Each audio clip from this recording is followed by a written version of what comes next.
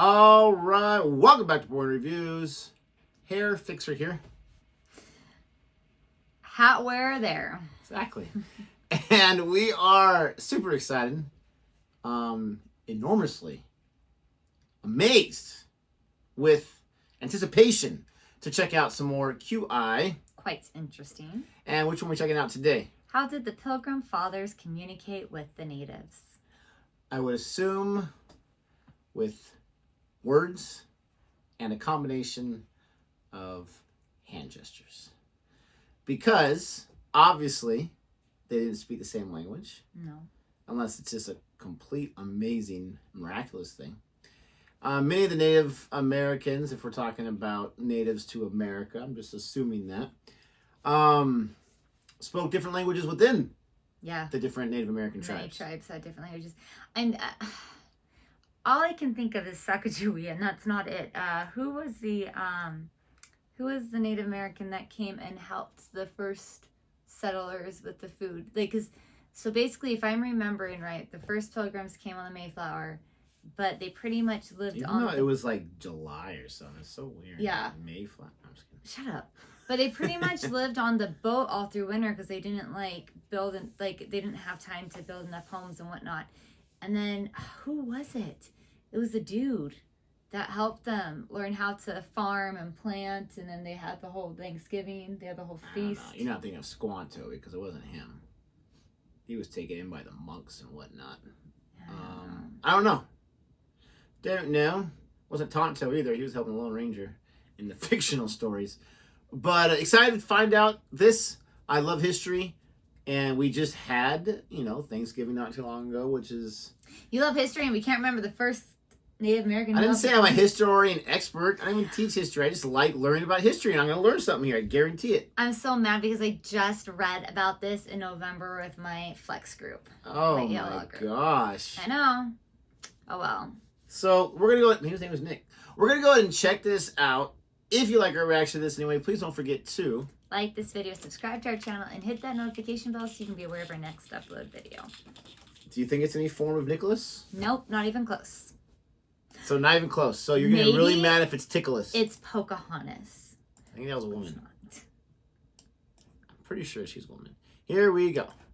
One of the biggest problems faced by explorers, as you can probably imagine, is that of language. Alan and Bill, I would like you two to imagine that you are two of the Pilgrim Fathers who've arrived on the Mayflower in the coast of the United States or America. Right. And I would like Rich and Sean to imagine you are Native Americans who meet them. How, you can use sign language if you like, would you communicate? I would immediately read from the Book of Common Prayer. Hail, savage. Hi, how are you?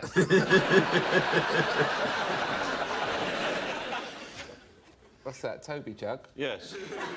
Where's the pub? Foaming pint of beer. That's what that is. Humate, hapatimite, etimite, never mind the buzzcocks.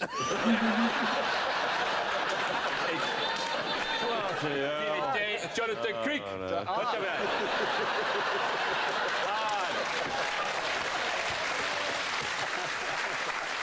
Habate tata, I can't believe my eyes.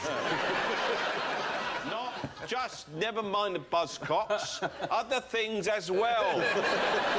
Do stand up. Ha ha ha ha. Piano. Playing in hotels. Yeah, they have pianos out there. You think you're the first explorers here, don't you? Where do you think these eyeglasses came from?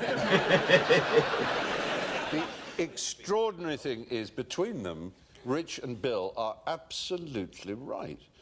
The first thing said by one of the Native Americans who met the Plymouth Brethren was, could I have some beer?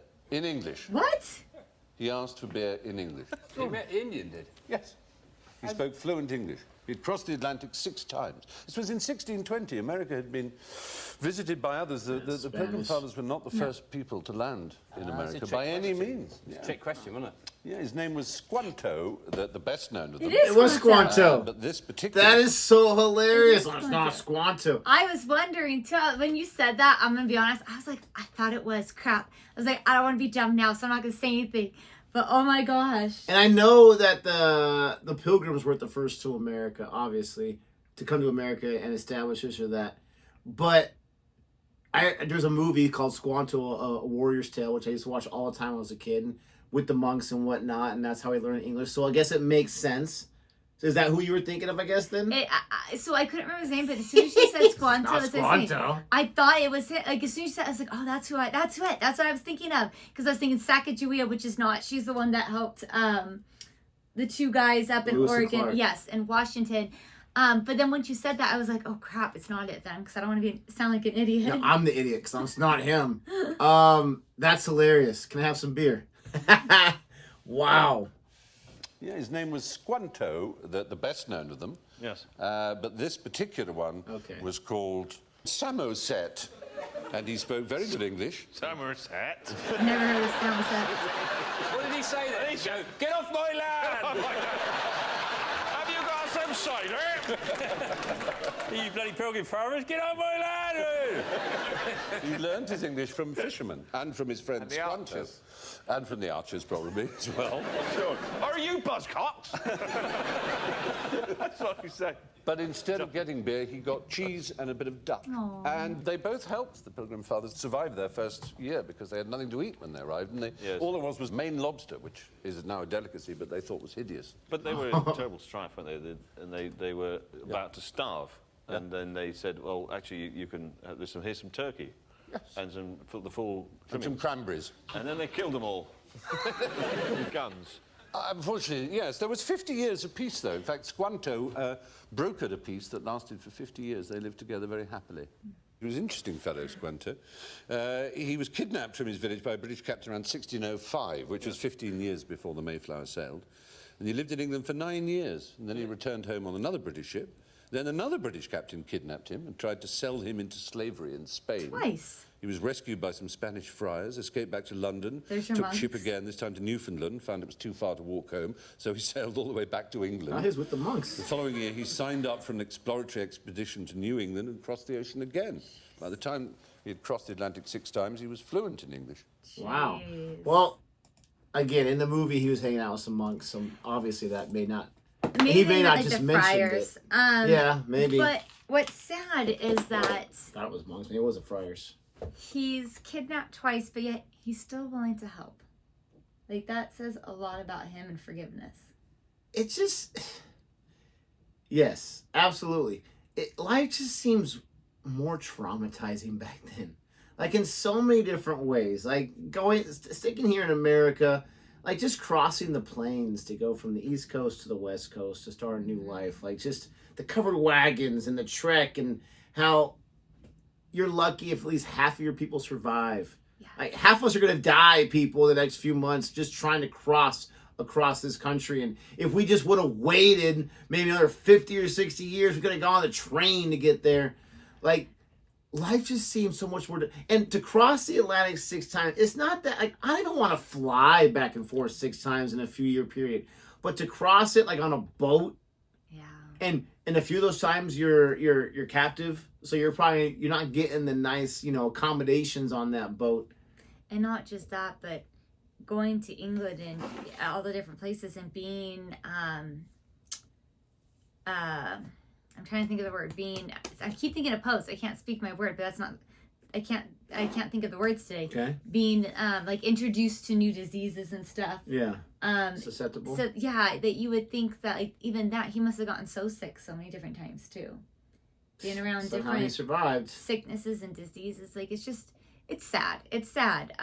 But it's reality. What's really sad about history and Native Americans is the idea of modernizing the kids by forcing them into the schools and like just the horrible things that took place and the treatment to try to teach the Native American culture out of them and to try to make them white, for crying out loud, Americanize them, whatever you want to call it, Europeanize them. Like, that is just another, like, everything for the most part dealing with the Native Americans, who in all accounts, for the most part, were very welcoming and, you know, let me treat you the way I want to be treated. In a lot of ways, they weren't giving that back. Like, that's just such a horrible part of history. And then it's here, we'll give you all the crappy areas of land that nobody wants for your reservations. Yeah, well, we didn't know there might be gold on that, so we're going to switch to a different place. Or, Absolutely. You know, we kind of gave you too much, so we're going to minimize it, but it's going to be okay. And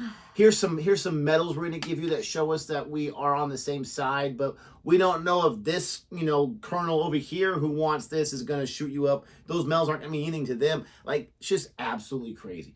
Absolutely horrible part. A lot of history in this country is absolutely horrible and sad and crazy, and hopefully, but if you think about it, it's like that with many countries. It's worth it in some way. Yeah, I'm sure it is. I don't know about their histories though, but yeah. So, I mean, England, you guys know, you guys took over everything, you colonized everywhere, and maybe not in the greatest of ways, but you have so many countries that have done that have fought and killed people, wars, you know, people who have, even like just thinking about different countries that were, and I don't want to get political or anything, but when they end up getting, I want to say tyrants, but I'm thinking of dictators and stuff who would take over and just destroy. Sad. It's horrible. It's I'm a much more peaceful type person, you know. Let's just. Are you peaceful? I think so. I am. I haven't destroyed anyone in a long time. No. Anyways, if you liked our reaction to this anyway, please don't forget to like and subscribe. And until next time. Goodbye.